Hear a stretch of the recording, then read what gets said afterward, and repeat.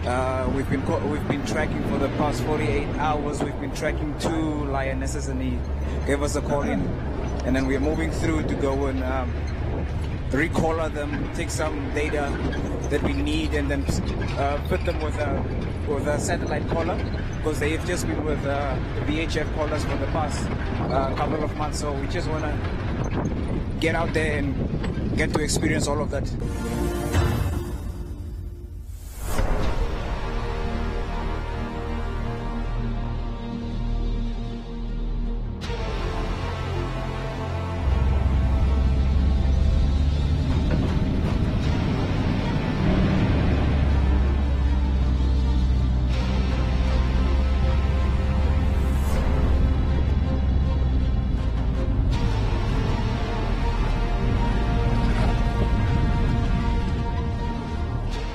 So we started about a week ago, I guess, and our first mission was to try and locate the Orbab lionesses.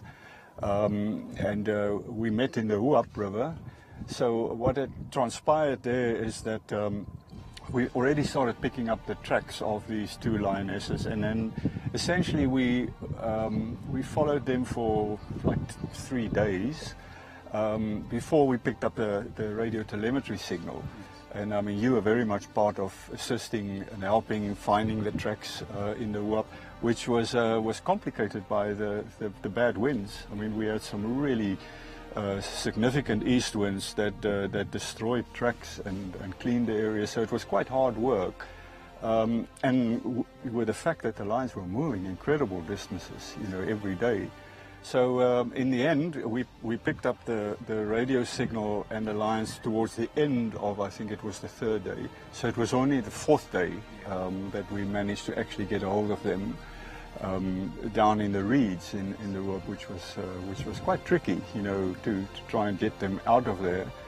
And it worked quite well in the end. That you know, with the permission from the Ministry of Environment, we were able to get a springbok carcass to lure them out, and then I used sound playbacks of a distress call of an oryx, which basically attracted them, and they came out of the reeds, and I think we got some beautiful footage of them coming out and walking across those sort of rocky plains and ridges, and until they eventually came to the carcass.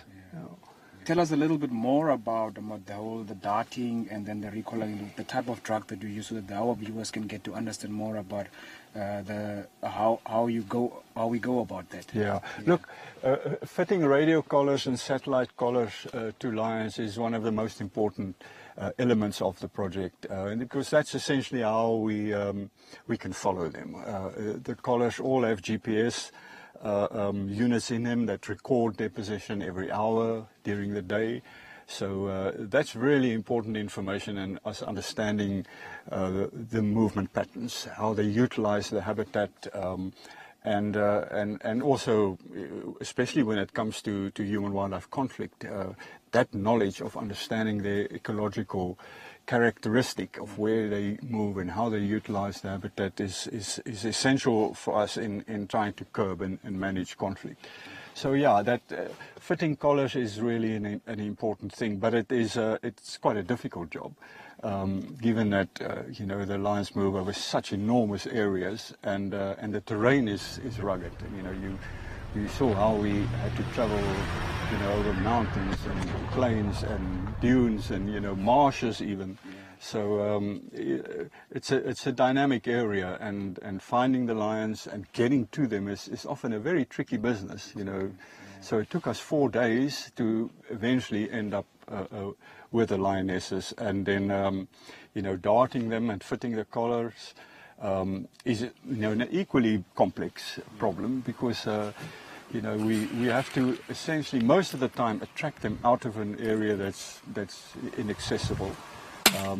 And then immobilizing them, that puts them at risk. You know, every darting is always a real concern for me, because you know, mortalities do happen. I've been very fortunate that I've not lost a lion during a darting session, but one can never be too relaxed about that.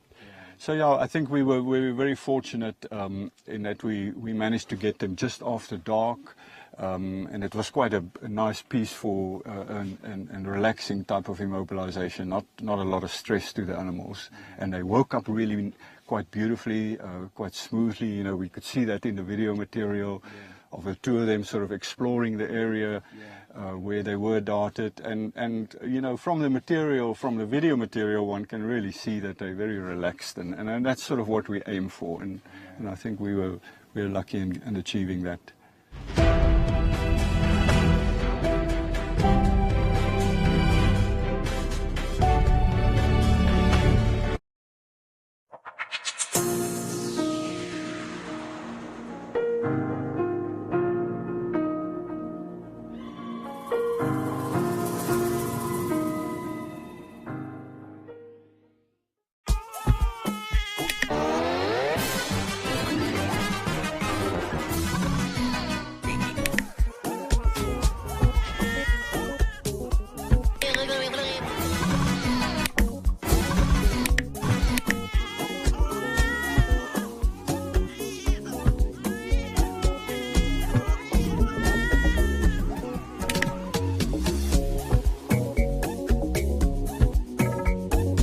When life gets busy, you can always rely on GoTV to make things a little easier.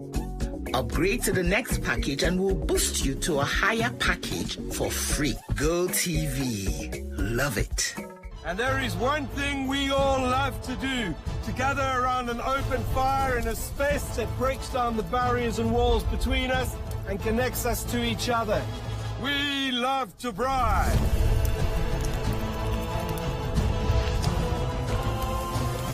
Ultimate Braai Master, coming to One Africa this February 26th. From 6:30 p.m, we're serving up good times, delicious food, and ice-cold Coke. A recipe for magic.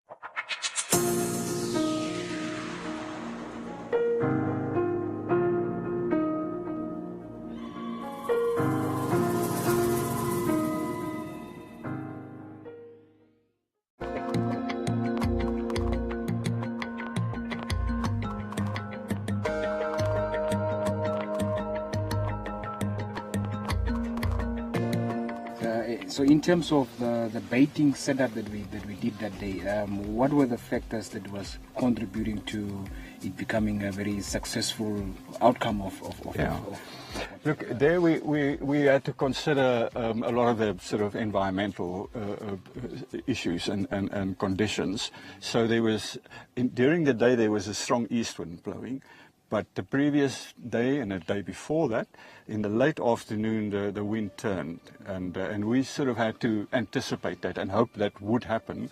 So the whole setup was done on the western side, allowing for the wind now to switch and carry the scent of the bait towards them, and that was then supplemented by a sound playback. I have a lot of recordings that I make all the time of lions, and I have a whole array of recordings that I would select, and then I would play this back at quite loud volume, but a really good sound quality. So the speaker reproduces the sound quite accurately, and that essentially fools, you know, the lions. But one has to be quite careful with that, because you know they're intelligent animals, and you fool them once but not the second time. That process of attracting them to us was very successful.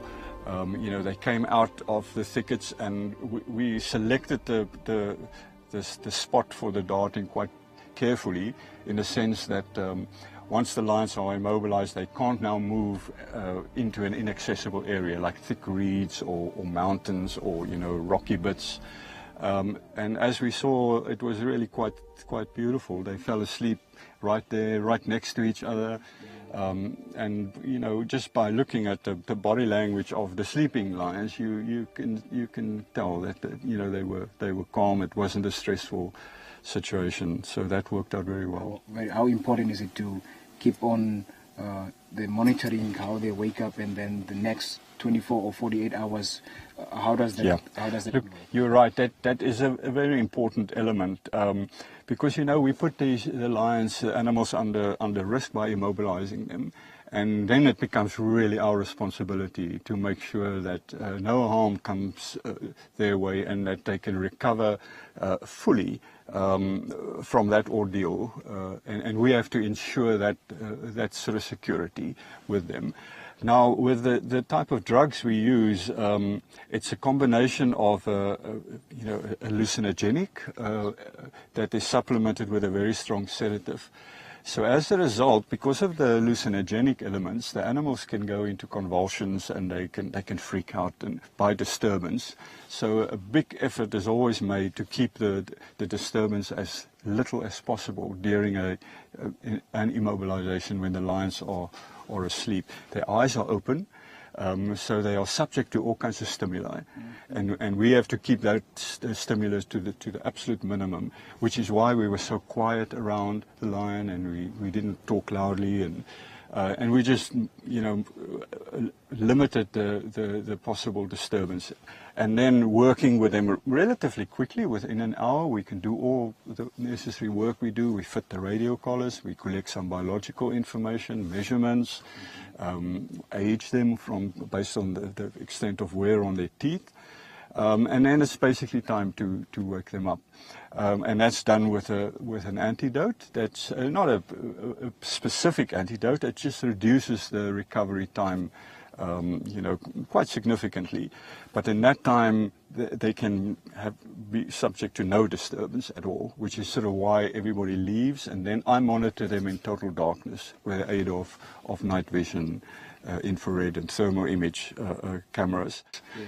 The two lionesses are from the Obab area, right? Yeah, correct. Yeah. But the area in which we found them, we located them, is almost a couple of kilometers away from their natural area where they are. So once we have collected the data from the telemetry, from the collars and so on, how was their movement, and what could be the factors that contributes to them moving so far out of the area which they normally stay in? You're very right. That is such an interesting aspect of the ecology of desert adapted lions.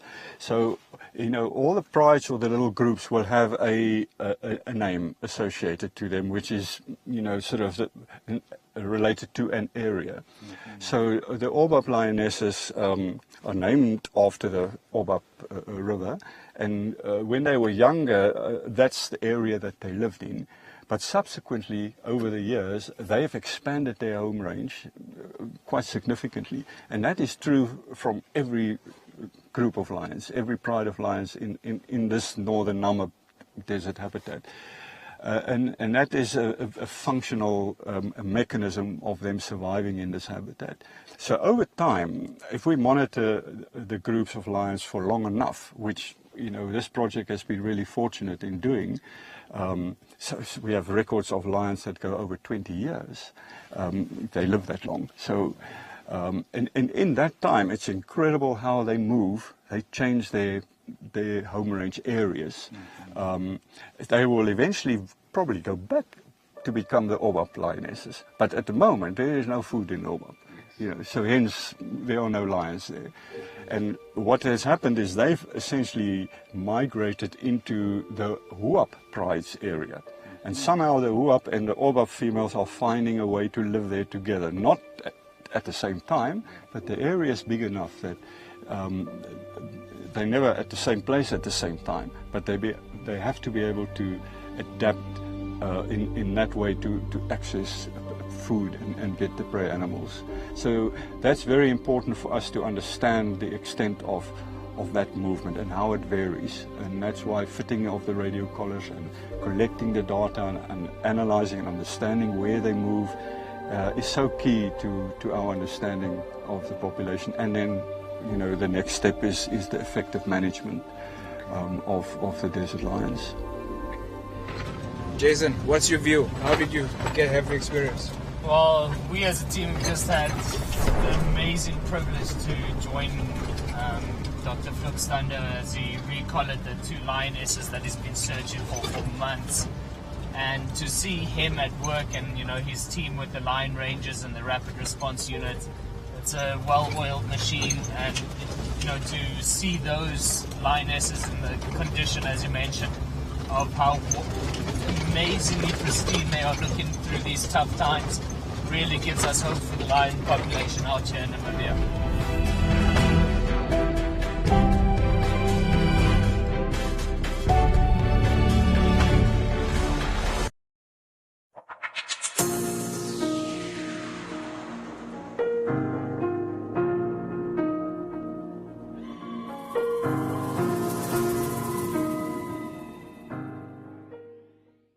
You know, in Ghana, when someone passes, we need to celebrate a week. You're putting up a billboard? I wanted to give my mother the best of the best in everything. If there's no plus pallbearers, I think they will rate you as a poor funeral. $1 million pallbearers? When you are coming, you prepare. You have to go to the bank and take a loan that I'm going to finish. Welcome to the Business Brief, the show where we focus on news worth knowing on a local, regional, and global level affecting the Namibian economy and you as a citizen. Inflation is what we call the general increase in price level. At the moment, we are just investigating the implementation of tolls. The data protection bill, before it becomes a law, will be basically responsible for protecting your personal information. When we look at the size of our businesses, we often think of SMEs as almost startups and very small business. I am your presenter, Morna Ikosa.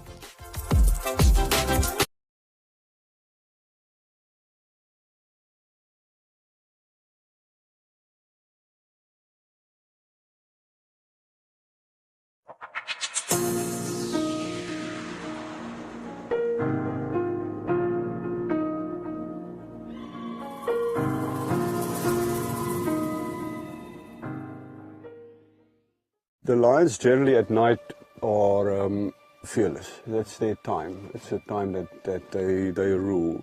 But what was amazing last night is that the behavior of the lions were completely different. They had clearly been exposed to some really traumatic event related to human-wildlife conflict, I do believe.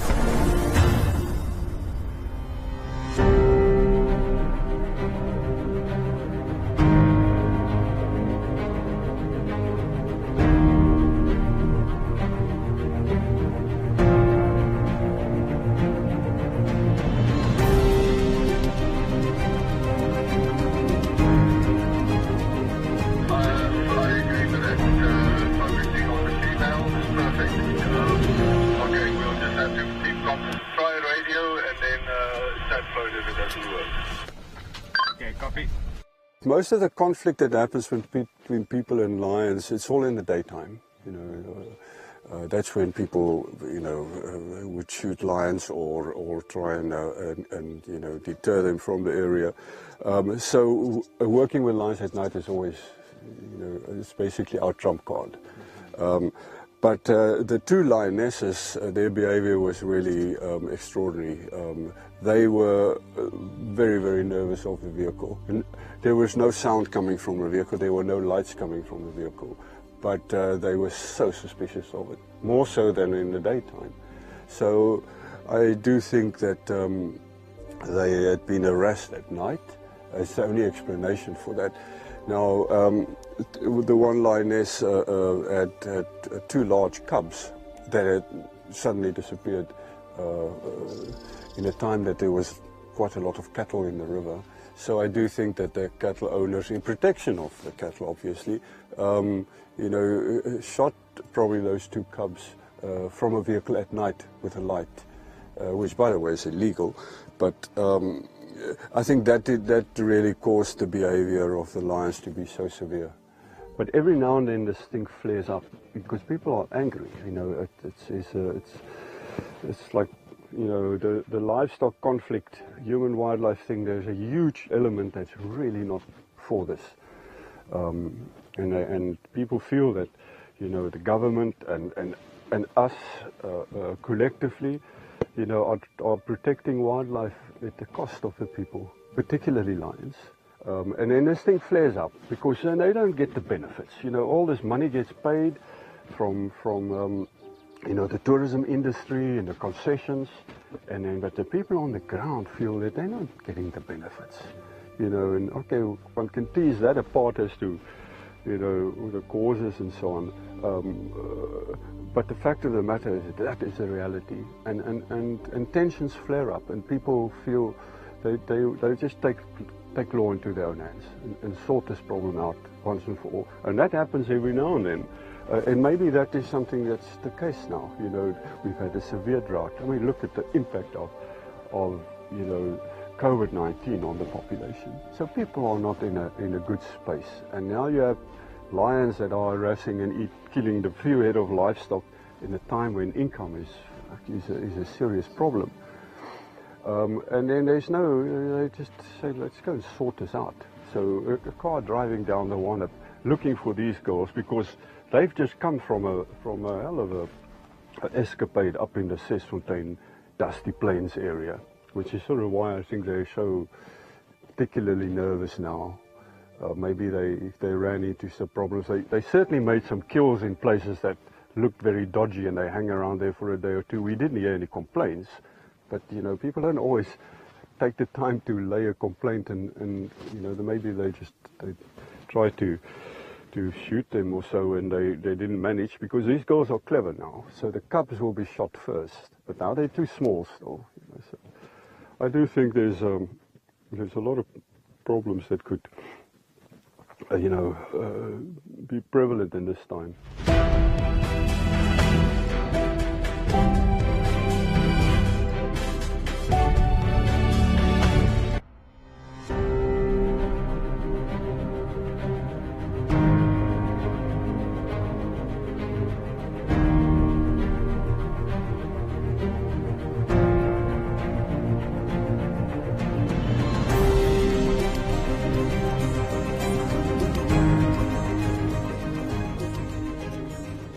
A little incident that happened a while ago in Anapep Conservancy, where a female lion that had three cubs was shot down as a result of human-wildlife conflict. It came into villages, into one village where it killed around 8 goats, and in another one where it killed 6 donkeys. But at one incident, we were with one of the farmers who lost his donkey to this particular lion. And this farmer went with us in the field, and then he saw exactly what was happening in the field. We could not see even a springbok, even anything that would say is a prey or should be prey to lions. So, his mind eventually changed that, okay, but I'm putting all the blame on the lion. The lion came to hunt on my thing, but this was definitely out of desperation. It was not like this is what the lion wanted. I think for farmers to getting to understand that, for us, it's a good achievement, and that's what we would want all the farmers to, the behavior to look like. Because sometimes it's basically mostly desperation than really just going to hunt the easy prey, which is the livestock. This year, 2020, and in fact it goes back to the end of 2019, when we really had you know, very poor rainfall, still way within the norms of an arid area. But it's been a build-up of several years of sort of lowish rainfall. On top of that, the impact that the low rainfall has had on the local communities that farm with livestock has been severe. And as a result, the communities have had to start utilizing areas that are generally designated for wildlife, so moved in there with their livestock. vast numbers of livestock that then essentially obliterated the available grazing. So when the cattle moved out, with a bit of rain that fell, it left the area for wildlife very much depleted from resources, food and grazing, browsing. And as a result, the lions have suffered, and the rest of the wildlife as well. So halfway into year 2020, we sit with a very difficult situation where there's really very, very little prey available in the area, and vegetation is also in a poor state. I'm going to go back quite a few years. We're now having I think we're going into our 8th year of drought. And about 4 years into this drought, we realized that prey species numbers were starting to go down. So we're talking a good 4 years ago. We're talking 2014, 2015, 2016. We could pick that up already. Prey species are going down. Because of the drought at that time, you tend to have a double whammy. It's not just mortality, animals dying because there's no food for them, but they actually, because there's not sufficient nutrition, they don't reproduce. I mean, you get that in farming as well. If you don't give enough nutrients, the animals don't reproduce. So, of course, as prey species numbers went down, your normal population dynamics, which most people are aware of, numbers increase of prey species, a delay, and then your predator numbers also increase, and the same happens when their numbers go down. So your prey species numbers start going down on the graph in number, and there's a delay in time, and then your predator numbers go down because their food is now declining as well. Okay, so that's the basics. So yeah, we realize that we're facing massive challenges here. And on top of it, lions causing increasing amount of problems with farmers, etc. And yeah, something had to be done. But it's a massive area, and we just struggle to cover all these areas. The distance for us, it looks like maybe 200 kilometers between two hotspots is not that much. But for us, it's a big challenge because of the roads and the terrains. Basically, when you drive, on average, you'll be driving between 4 and 6 hours for 200 kilometers. So for us, it's quite a big challenge. We've been pivotal in implementing and erecting and helping with the early warning system. An incredible system which we could talk about for hours later on its own, because it's really high tech. It's groundbreaking stuff. It's very exciting. But just in terms of the response, guys, we don't have enough people to respond to these things in time. And if you get a call out from down in the Oegab River, and we've got somebody who's up near Sesfontein or even a Pua, by the time they get down there, damage is done. The response team, their actual title is Human Wildlife Support Team. So that is not just about lions, okay? This is about human-wildlife conflict all over. So we are talking also about elephants. And of course, we know in parts of the Kunene areas, but particularly the eastern Kunene highlands, we've got a dramatic increase in elephants. And so that is also part of our responsibility that we have to take part. We have the most incredible resources in this area. I think there's a global responsibility towards the resources we have. We have some massive challenges. I think we're on the upbeat side of it. I really think we're making a difference. We just need some help.